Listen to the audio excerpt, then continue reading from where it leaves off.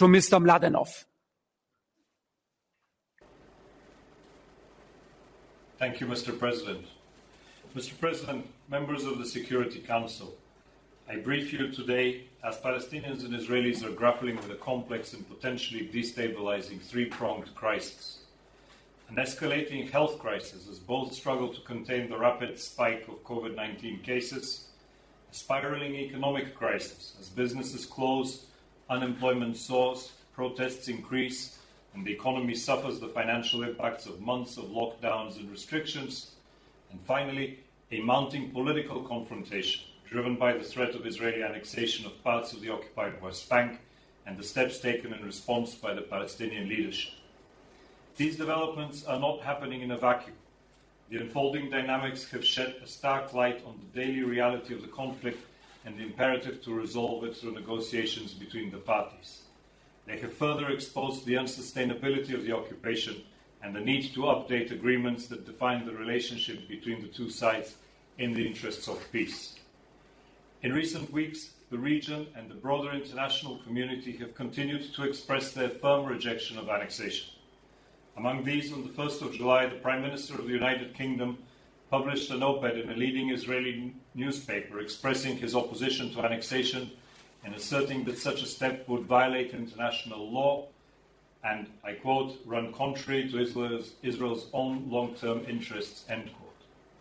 Two joint statements issued on the 7th of July, one by the foreign ministers of Egypt, France, Germany and Jordan, and the second by the foreign ministers of 9 Arab states and the Secretary General of the Arab League, stressed that staunch opposition to the move and called for a return to negotiations based on UN resolutions and international law. On July 2nd, leaders from Fatah and Hamas held a rare joint video press conference in an effort to restate their opposition to annexation and to commit to a unified Palestinian front against it. Palestinian and Israeli women are also making their voices heard. On July 9th, I engaged with some 100 Palestinian women in a high-level dialogue organized by UN Women, marking the 20th anniversary of the adoption of Security Council Resolution 1325. Participants shared their deep concern and uncertainty in the face of both COVID-19 and annexation threats. 10 Palestinian women leaders, supported by 180 women, issued a joint appeal against annexation, calling for the right to live in a democratic state of their own, in freedom, dignity, and in equality. A separate appeal issued by 22 Israeli women leaders and later signed by over 100 others highlighted that annexation plans pose an irreversible danger to Israelis, to Palestinians, and to regional stability. Responding to both initiatives, 45 global women leaders signed a joint call against annexation and for peace, highlighting the importance of heeding women's voices in situations of conflict. The Secretary General and the United Nations will continue efforts to resuscitate a dialogue among all stakeholders with no preconditions and in the interest of peace and a negotiated resolution to the conflict. For these efforts to stand a chance of success, there must be political will from all parties. Otherwise, the path to a negotiated solution risks quickly becoming unnavigable, moving instead towards a one-state reality of perpetual occupation and conflict. Mr. President, regrettably, the situation on the ground is rapidly being affected by the dramatic increase in COVID-19 cases in the West Bank, including East Jerusalem and in Israel. To contain the pandemic, the Palestinian Authority has reimposed movement restrictions across the West Bank, as well as some closures in the worst-hit governorates. Israel has also reimposed limitations on gatherings and certain non-essential businesses, as well as lockdowns in specific areas. Movement between Israel, the West Bank, and Gaza remains heavily restricted, and the Rafah crossing between Gaza and Egypt has been closed in both directions since May 15th. The challenge of confronting the rapid increase in cases in the West Bank and boosting prevention efforts in Gaza has been significantly compounded by the ending of coordination between the Palestinian Authority and Israel. The PA's refusal to accept any clearance revenues transferred by Israel has exacerbated an already concerning fiscal crisis and impacted service provision. It has effectively blocked the ability of patients to travel from Gaza for treatment outside of the Strip and has led to delays in delivering humanitarian assistance and materials intended for the COVID-19 response and other health support and services. In response, the United Nations has engaged with all sides to ensure the continued and unimpeded provision of humanitarian assistance. The UN has reached agreements with the PA to make exceptions for coordinating humanitarian deliveries and with Israel to streamline its administrative procedures considering the COVID-19 crisis. I want to thank the authorities for their openness and cooperation with the United Nations on these challenges. Having said this, I'm also concerned that we are far below the level of coordination that existed in the beginning of the year when the first wave of the virus hit. This situation could have serious repercussions on the ability to control its spread and its impact on people's lives. Over the past weeks, because of the unprecedented circumstances, the UN has offered to increase its intermediary role between the parties. This includes COVID-19 response as well as a greater role in the facilitation of patient referrals from Gaza. Nevertheless, there are limitations to what the UN and other organizations can be expected to do. Any increased responsibilities in this context should be limited and time-bound and not designed to replace the roles and responsibilities of the Palestinian Authority or of the government of Israel. While the COVID-19 pandemic and the breakdown in cooperation between Israeli and Palestinian authorities have raised new concerns and complicated the speedy transfer of patients outside of Gaza, it is important to recognize the long-standing underlying fragility of Gaza's own healthcare system. Mr. President, on the economic side, the Palestinian Ministry of Finance has announced on the 2nd of July that it would pay partial government salaries for the month of May. The May salary payments were delayed due to an 80% reduction in Palestinian revenues stemming from the economic impact of COVID-19 and from the PA's refusal to accept the monthly transfers of its clearance revenues. It is unclear whether the Palestinian government will have sufficient resources to make any future salary payments or indeed to continue to carry out some governing functions in the coming months. The suspension of coordination between the PA and Israel has also impeded the ability of Palestinian security forces to move through areas B and C of the West Bank, undermining their capacity to enforce COVID-19 related restrictions. Mr. President, during the reporting period, daily violence continued throughout the occupied West Bank, including East Jerusalem. Overall, 1 Palestinian was killed by Israeli security forces and 65 injured, including 10 children, and 2 Israeli soldiers were injured in various incidents. Palestinians in the West Bank and Gaza organized protests against Israel's plan to annex parts of the West Bank. Overall, these protests remained peaceful, and on some occasions, Israeli security forces used rubber-coated bullets and tear gas, declared closed military areas, and set up checkpoints near protests. On the 9th of July, the ISF shot and killed a 34-year-old Palestinian man and shot and wounded a 17-year-old Palestinian in central West Bank village of Kifil Haris. ISF released a CCTV video allegedly showing the 2 throwing Molotov cocktails towards a military patrol and soldiers opening fire in response. Meanwhile, settlers perpetuated some 13 attacks against Palestinians, resulting in 9 injuries and damage to property, about half the number of such incidents recorded during the previous month. There were some 25 incidents also in which Palestinians threw stones or Molotov cocktails at Israeli-owned vehicles, injuring 7 civilians, including 1 child, and causing damage to property. In Gaza, while the relative calm continued, Palestinian militants fired 5 rockets towards southern Israel. 1 fell short inside Gaza, 1 was intercepted by the Iron Dome system, and the others hit in open areas in Israel, causing no injuries or damage. On all occasions, the IDF carried out retaliatory strikes against Hamas targets, including underground infrastructure in the Strip, with no injuries reported. Over the month, militants also test-fired an unusually high 69 rockets and mortars towards the sea, with 44 projectiles launched on the 1st and the 3rd of July alone.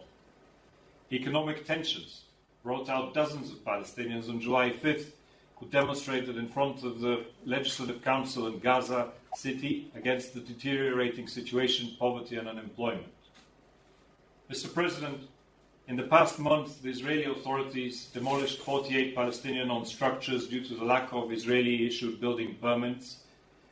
Another 5 structures were self-demolished by the owners following the receipt of demolition orders. Of the buildings demolished, 39 were in Area C and 14 in East Jerusalem. Consequently, 34 people, including 17 children and 10 women, were displaced, and over 250 people were affected otherwise. I note that the latest information available from Israeli authorities indicates that as of the 31st of May, the number of Palestinian detainees, including minors, in Israeli prisons is at its lowest levels in years. The number of Palestinian minors in Israeli prisons has declined by some 30% from 201 in February to 142 in May. While still too high, I welcome this development, particularly in light of the recent calls to release detainees and reduce their numbers during the COVID-19 crisis. Mr. President, turning briefly to the region, in Lebanon, the economic situation continues to deteriorate, with inflation rising as the Lebanese lira falls against the US dollar.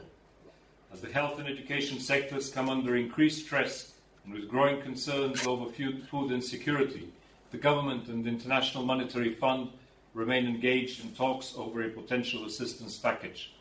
In parallel, Lebanon has witnessed a spike in daily COVID-19 infections, with 2,542 confirmed cases as of July 15th. The situation in the UNIFIL area of operations remains mostly stable, notwithstanding several instances of weapons being pointed between the Israeli Defense Forces and the Lebanese armed forces along the Blue Line.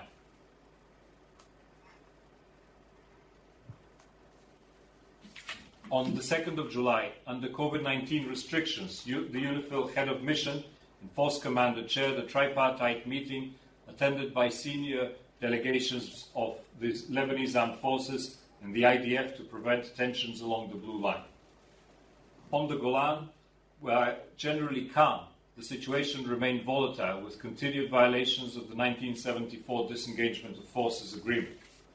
On July 15th, the Alpha side informed UNDOF that they had eliminated a position within the area of separation which they believed was a violation and threat.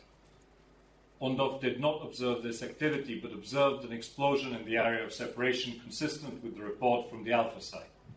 UNDOF also continued to observe drones flying from the Alpha side, crossing the ceasefire line and hovering over the Bravo side.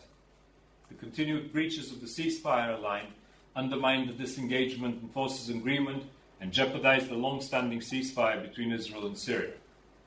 Mr. President, in closing, I would like to emphasize that confronting the current crisis requires unity of effort, strength of purpose, and a clear understanding of the multifaceted risks that we are facing.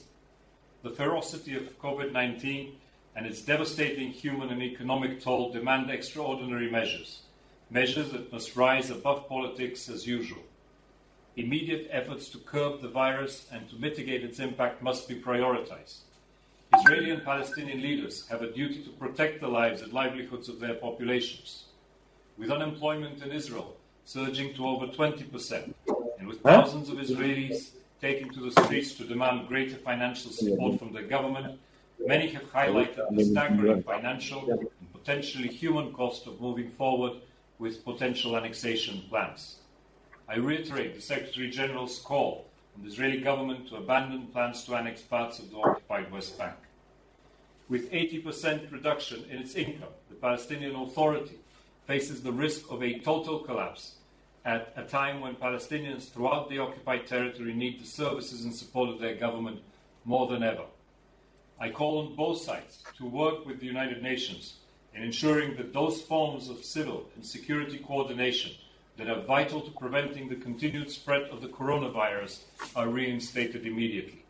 This should be done without prejudice to the political positions of either party.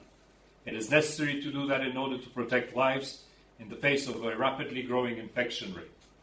We will continue to work with all sides to ensure that humanitarian and health needs are met. For the United Nations, protecting lives will always remain our highest priority. The complexities of the pandemic have also require us to examine how we arrived at this pivotal and destructive point in the history of the conflict and what it will take to reverse the current course.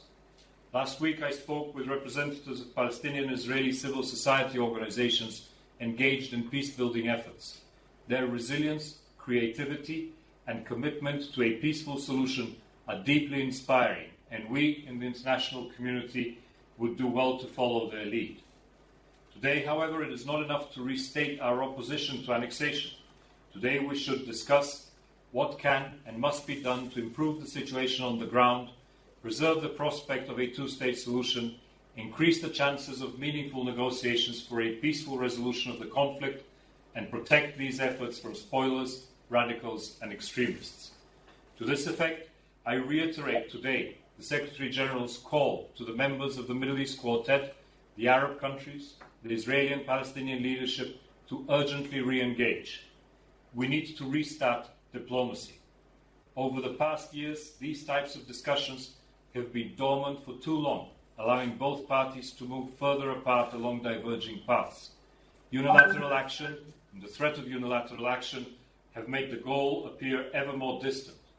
Only by engaging together, based on shared principles and aspirations, can we identify realistic steps to avoid increasing polarization and advance the goal of two states living side by side in peace, security, and mutual recognition integrated into the region.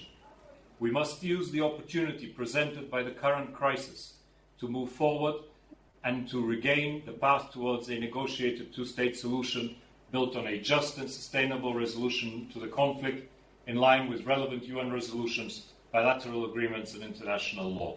Thank you.